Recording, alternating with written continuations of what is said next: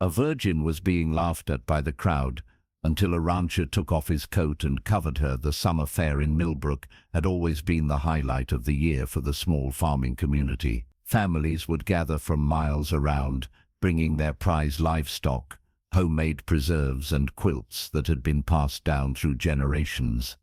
The air was thick with the scent of cotton candy and the sound of children's laughter mixing with the distant hum of carnival rides. But this year something was different. This year there was a tension in the air that hadn't been there before. Sarah Jane Miller stood at the edge of the crowd, her hands trembling as she clutched the small wooden sign that read, "The Miller Family Farm." At 23, she was the last of her family line, having inherited the struggling farm after her grandfather's passing the previous winter. The weight of generations rested on her shoulders, and today she was putting everything on the line. The livestock auction was the main event of the fair, where farmers displayed their finest animals in hopes of securing breeding contracts or sales that would carry them through the harsh winter months. Sarah Jane had brought her prize heifer, Buttercup, a beautiful Holstein with gentle eyes and a coat that gleamed like fresh snow under the afternoon sun. "Well, well, well," came a voice from behind her. "Look what the cat dragged in." Sarah Jane turned to see Marcus Hendricks approaching with his usual entourage of cronies. Marcus owned the largest ranch in 3 counties, and his family had been trying to buy out the Miller farm for years. His presence at any gathering was like a storm cloud blocking out the sun. "Sarah Jane Miller," Marcus said loudly, ensuring everyone within earshot could hear. "Still playing farmer, I see. Tell me, sweetheart, when are you going to face reality and sell that pathetic little plot of land to someone who actually knows what they're doing?" The crowd began to gather, sensing drama. Sarah Jane felt her cheeks burn with embarrassment, but she stood her ground. "My farm isn't for sale, Mr. Hendricks. Never has been, never will be." Marcus laughed, a harsh sound that cut through the air like a knife. "Your farm? That's rich. Everyone knows you can't even manage to keep a man interested long enough to help you run that place. What makes you think you can handle it alone?" The crowd began to murmur, and Sarah Jane felt the weight of their stare. In a small town like Millbrook, everyone knew everyone else's business, and Sarah Jane's lack of romantic relationships had been the subject of gossip for years. The local women whispered about how she was too particular or too independent for her own good, while the men seemed to view her as either a challenge to be conquered or a lost cause to be pitied. "At least I earned my land honestly," Sarah Jane replied, her voice steady despite the tremor in her hands. "I didn't inherit it from a daddy who made his fortune by cheating his neighbors out of their water rights."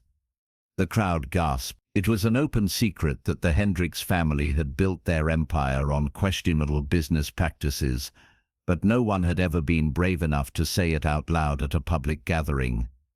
Marcus's face turned red with rage. "You little," he started, then caught himself, remembering the crowd. Instead, he smiled a cold, calculating smile. "You know what, folks? I think we all deserve to know just what kind of person Sarah Jane Miller really is." Sarah Jane felt her heart sink as Marcus pulled out his phone. She had no idea what he was planning, but she knew it couldn't be good. 6 months ago, Marcus announced to the growing crowd, "Miss Miller here came to one of my ranch hands looking for help with her breeding program." But it wasn't just any kind of help she was after. Sarah Jane's blood ran cold as she realized what he was about to reveal. 6 months ago, in a moment of desperation, she had approached one of Marcus's employees asking about artificial insemination for her cattle. As a single woman with no experience in livestock breeding, she had been too embarrassed to ask the local veterinarian directly and had hoped to get some informal advice. She wanted to know all about breeding. Marcus continued, his voice dripping with false concern. "The poor girl doesn't even know the basics of how babies are made, whether they're animal or human. Can you imagine? A 23-year-old woman who's never even—" "That's enough." The voice cut through Marcus's words like a blade through butter. Everyone turned to see a man pushing through the crowd. He was tall and lean, with weathered hands and kind eyes the color of storm clouds. His clothes were simple but clean, and there was something about his presence that commanded respect without demanding it. Sarah Jane had seen him around town but had never spoken to him. His name was Daniel Cross, and he ran a small ranch on the outskirts of town. Unlike Marcus, Daniel kept to himself and was known for his fair dealing and quiet generosity. "I said that's enough," Daniel repeated, stepping between Marcus and Sarah Jane. "This isn't the time or place for your petty grudges, Hendricks." Marcus laughed, but there was less confidence in it now. "Oh, look who's riding to the rescue. What's the matter, Cross?" "Got a soft spot for lost causes." The crowd had grown larger now, drawn by the commotion. Sarah Jane could see the faces of people she had known her entire life, some sympathetic, others curious, and a few that seemed to be enjoying the spectacle. She wanted nothing more than to disappear into the ground. "You want to know what I think is pathetic?" Daniel said, his voice calm but carrying an edge that made everyone lean in to listen. "A grown man who gets his kicks from humiliating a young woman who's working twice as hard as anyone here just to keep her family's legacy alive." "Legacy?" Marcus scoffed. "She can't even keep a man. What kind of legacy is she going to leave? The Miller name dies with her, and everyone knows it." The crowd murmured in agreement, and Sarah Jane felt tears prick at her eyes. It was true. She was the last Miller, and unless she married and had children, the family name would indeed die with her. But what Marcus and the others didn't understand was that she had tried. She had gone on dates, had relationships, but every man she met either wanted to change her or wanted her land, or both. None of them saw her for who she really was. "So what if she is?" Daniel said, his voice rising slightly. "So what if she never marries? So what if she never has children? Does that make her worth less as a person? Does that make her dreams and her hard work meaningless?" The crowd shifted uncomfortably. This wasn't the direction they had expected the confrontation to take. "Look around you," Daniel continued, gesturing to the crowd. "Half the men here couldn't run a farm to save their lives if their wives weren't holding their hands every step of the way. But Sarah Jane Miller has been running her farm alone for 6 months. And from what I can see, she's doing a damn fine job of it." Sarah Jane looked up at him in surprise. She hadn't realized anyone had been paying attention to her work. "Furthermore," Daniel said, his eyes never leaving Marcus, "a woman's worth isn't determined by whether or not she's been with a man. The fact that you think it is says more about you than it does about her." Marcus's face was turning an ugly shade of purple. "Are you calling me?" "I'm calling you a bully and a coward," Daniel said simply, "and I'm asking you to leave this young lady alone." The crowd was dead silent now. In all the years of the Millbrook Fair, no one had ever stood up to Marcus Hendricks so directly and so publicly. Marcus looked around at the faces surrounding him, realizing he had lost the support of the crowd. His cronies were shuffling their feet and avoiding eye contact. "This isn't over," he muttered, pushing his way through the crowd and disappearing toward the parking area. But the damage was done. Even though Daniel had defended her, Sarah Jane could feel the whispers starting up again. She could see the looks of pity and hear the barely concealed gossip about her personal life. The story would spread through the town like wildfire, growing and changing with each telling. Unable to bear it any longer, Sarah Jane turned and ran. She pushed through the crowd, ignoring the calls of her name, and headed for the livestock barn where Buttercup was waiting. All she wanted was to collect her heifer and go home, to hide away from the judgmental stares and whispered comment. She found Buttercup in her stall, peacefully chewing hay, oblivious to the drama that had just unfolded. Sarah Jane buried her face in the animal's warm flank and finally allowed the tears to come. "Hey there," came a gentle voice from behind her. Sarah Jane looked up to see Daniel standing at the entrance to the stall, his hat in his hands. "I'm sorry," she said quickly, wiping her eyes. "I know I'm being silly, it's just—" "You're not being silly," Daniel said, stepping into the stall. "What happened out there was wrong, and you have every right to be upset." Sarah Jane looked at him through her tears. "Why did you do that? Stand up for me, I mean. You don't even know me."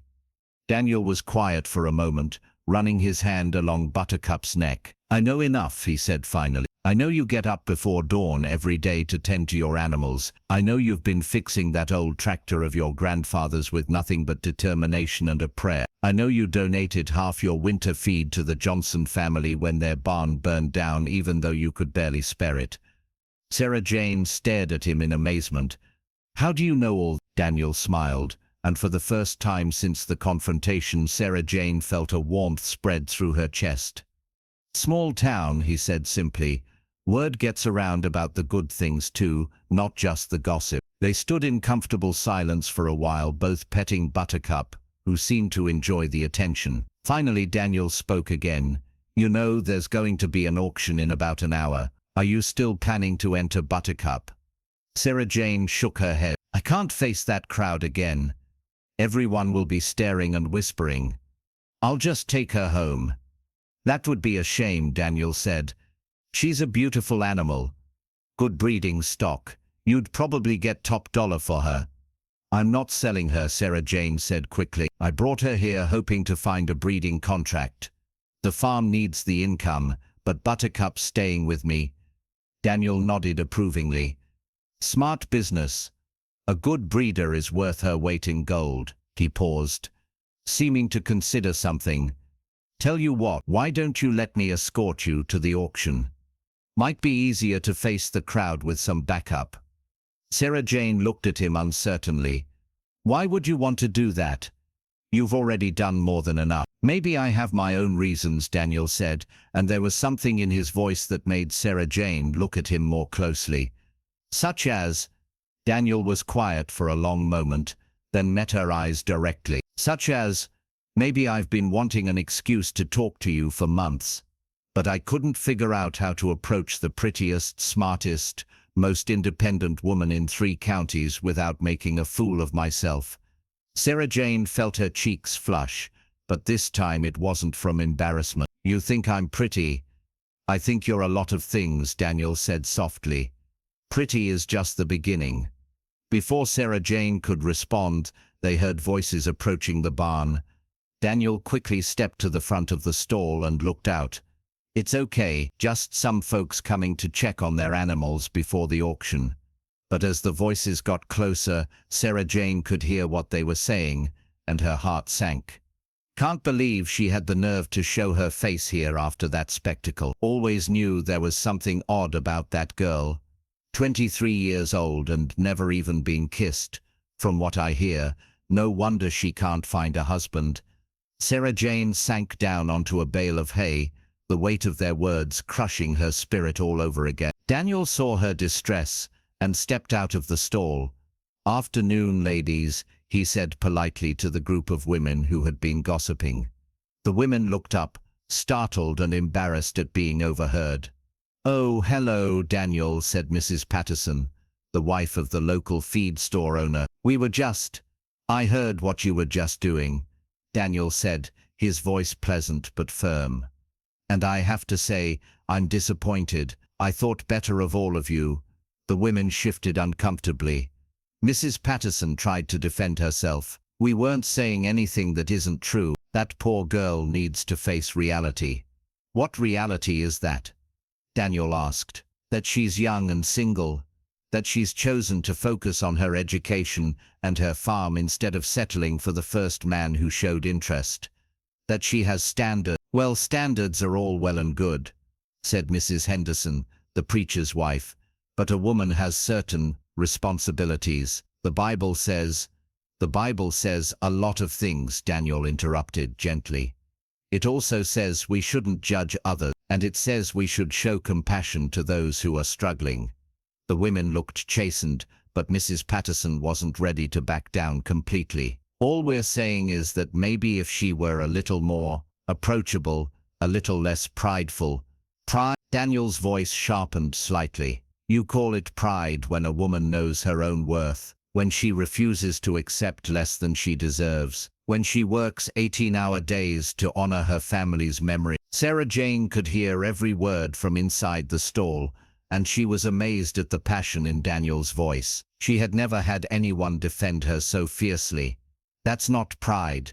Daniel continued. That's strength. That's integrity. That's everything we should be teaching our daughters to aspire to. The women were silent now, looking ashamed of themselves. Now Daniel said, his voice returning to its usual calm tone, I suggest you ladies go enjoy the fair and leave Sarah Jane Miller alone. She's been through enough for one day. The women mumbled their apologies and hurried away, their heads down. Daniel waited until they were gone, then returned to the stall. I'm sorry you had to hear that, he said. Sarah Jane looked up at him with eyes bright with tears, but this time they weren't tears of sadness. Thank you, she whispered. No one has ever, I've never had anyone. What? Daniel asked gently, sitting down on the hay bale beside her. I've never had anyone believe in me like that, she said. Fight for me like that. My grandfather did, when he was alive. But since then, she trailed off, unable to finish the sentence. Daniel was quiet for a moment. Can I tell you something? He said finally. Sarah Jane nodded. I lost my wife 3 years ago, he said softly.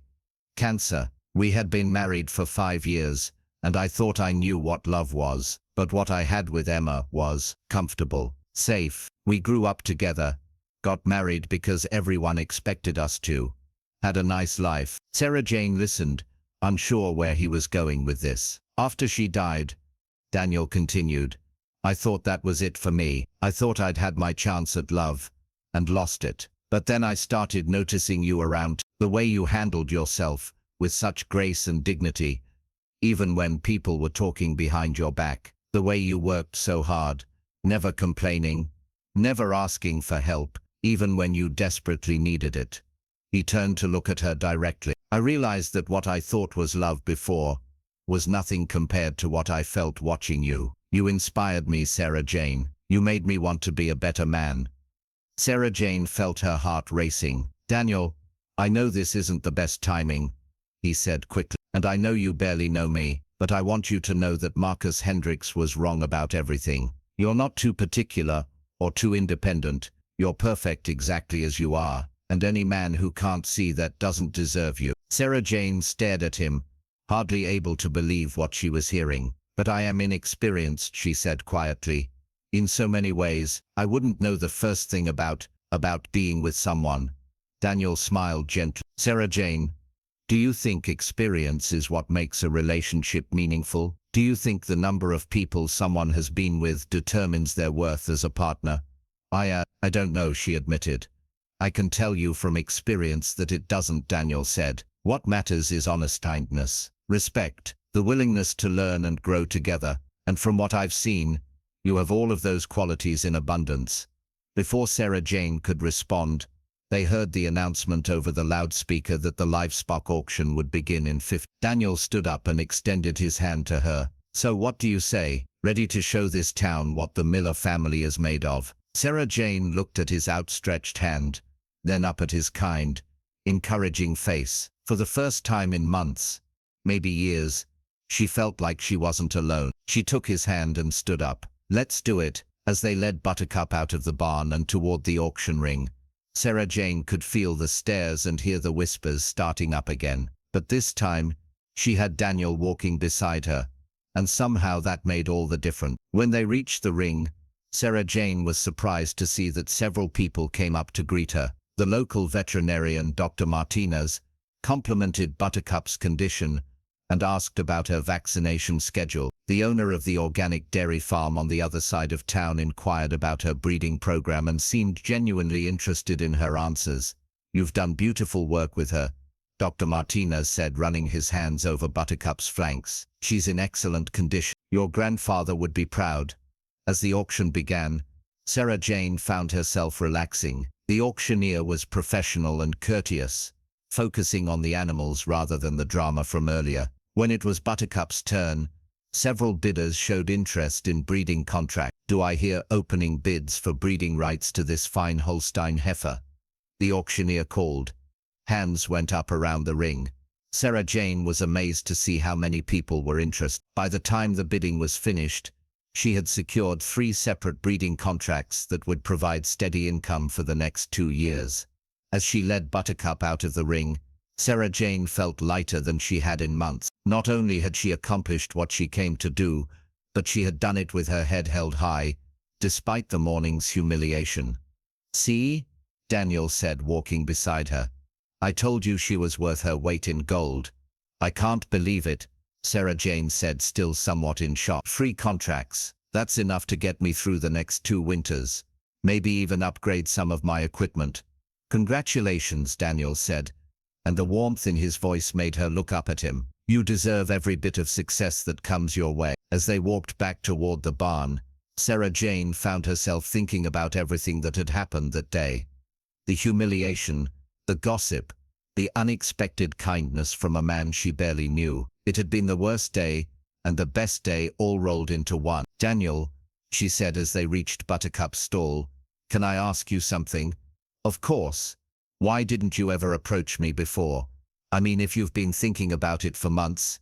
Daniel looked embarrassed. "Honestly, I was intimidated. You always seemed so self-sufficient, so sure of yourself. I figured a woman like you wouldn't have any interest in a simple rancher like me." Sarah Jane stared at him in amazement. "Are you kidding? You're the most respected man in this county. Everyone knows you're honest and hard-working and kind. I always figured you were out of my league." They looked at each other for a moment, both realizing how silly their assumptions had been. "So," Daniel said with a smile, "now that we've established that we're both terrible at reading social cues, what do we do about it?" Sarah Jane felt a flutter of nerves in her stomach, but this time it was excitement rather than fear. "I suppose we could start with dinner," she said. "I make a mean pot roast." "I'd like that," Daniel said. "I'd like that very much."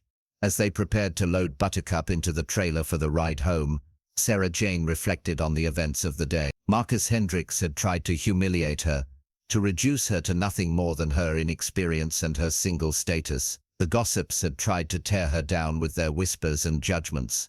But Daniel Cross had seen something different. He had seen her strength, a determination, a worth as a human being that had nothing to do with her romantic experience or lack thereof. And in doing so, he had given her something she hadn't even realized she was missing: the confidence to see herself through someone else's loving eyes. 6 months later, Sarah Jane and Daniel were married in a simple ceremony at the Millbrook Community Church. The whole town turned out for the wedding, including many of the same people who had gossiped about her at the fair. But Sarah Jane didn't hold grudges. She understood now that their whispers had come from their own insecurities and narrow perspectives, not from any real malice. Marcus Hendricks did not attend the wedding, but he did send a grudging congratulations card. His attempts to buy the Miller farm had ceased completely, after Daniel made it clear that he would be taking a personal interest in anyone who tried to pressure his wife. As Sarah Jane walked down the aisle in her grandmother's wedding dress, she thought about all the people who had told her she was too particular, too independent, too set in her ways to ever find love. They had been wrong, but not for the reasons they thought. She hadn't been too particular.